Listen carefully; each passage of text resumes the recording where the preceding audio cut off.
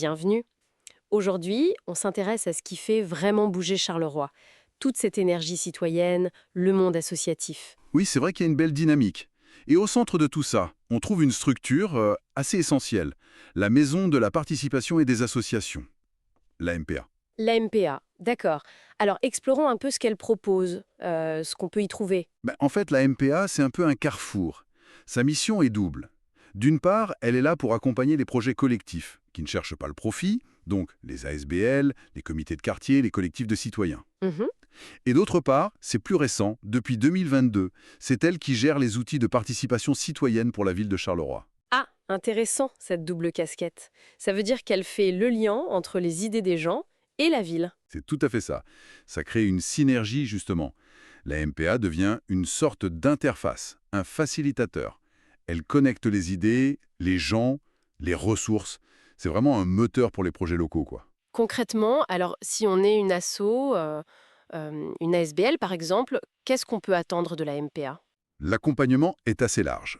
Ça peut être des conseils pour gérer un projet, un coup de main sur le plan juridique ou financier, ou même pour la communication. La communication, c'est crucial ça, hein?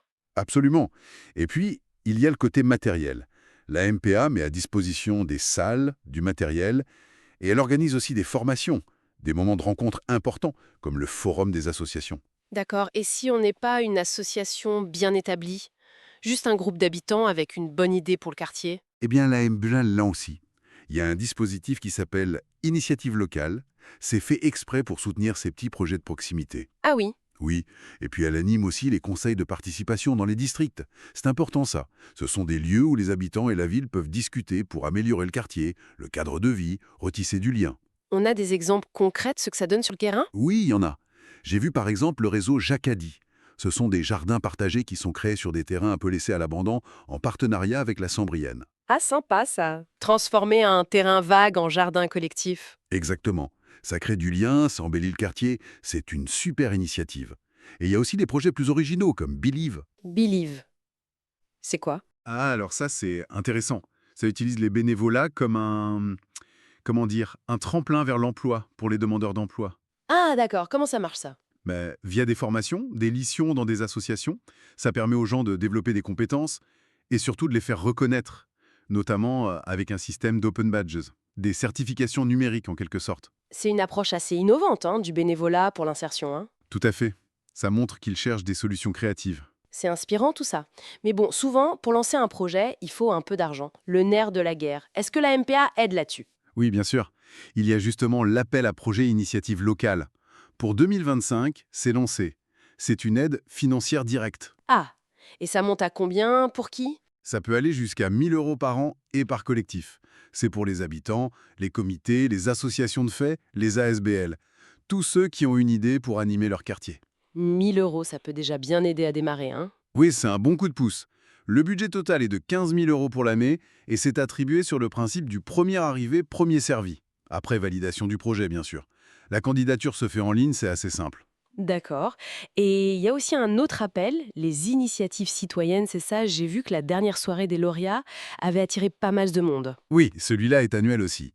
Ça montre bien qu'il y a un réel engouement pour la participation citoyenne à Charleroi et que la ville et la MPA veulent vraiment encourager ça. Plus de 600 personnes à la soirée, c'est un beau signe. Et pour ceux qui veulent en savoir plus ou rencontrer des acteurs du secteur, il y a un événement bientôt, non? Exactement. Le Forum des associations 2025, c'est début octobre. Les 3 et 4 octobre. Ok. Et il se passe quoi pendant ce forum? Alors le vendredi, c'est plutôt pour les professionnels des associations, avec des tables rondes sur des sujets d'actualité. L'intelligence artificielle, les bénévoles, les assurances, des choses très concrètes. Mhm. Et le samedi, c'est la fête de la jeunesse. Il y aura plein de stands d'associations qui travaillent avec les 0-26 ans, des animations. Ça montre bien la diversité des actions et des publics de la MPA. Donc en résumé, que l'on soit déjà dans une asso, qu'on ait juste une idée qui germe entre voisins, ou même qu'on soit simplement curieux de voir ce qui se passe, l'MPA, c'est un peu la porte où frapper à Charleroi. C'est exactement ça. C'est une ressource vraiment précieuse. Elle aide à transformer l'envie d'agir en projet concret. Elle connecte les gens, elle donne les outils. L'invitation est donc claire. Si une idée vous titille, si l'envie de participer à la vie locale est là, il ne faut pas hésiter à contacter la MPA. Tout à fait. On peut les appeler, leur envoyer un mail ou même passer les voir. Alors, je donne les infos. Le téléphone, c'est le plus 32 71 53 91 53. L'email info@mpacharleroi.be et l'adresse, c'est route de Mons 80 à Marchienne-au-Pont. Et bien sûr, leur site web mpacharleroi.be pour creuser un peu plus. Et au fond, ce qui est beau là-dedans, c'est d'imaginer tout ce potentiel, toutes ces petites idées de quartier, ces initiatives locales.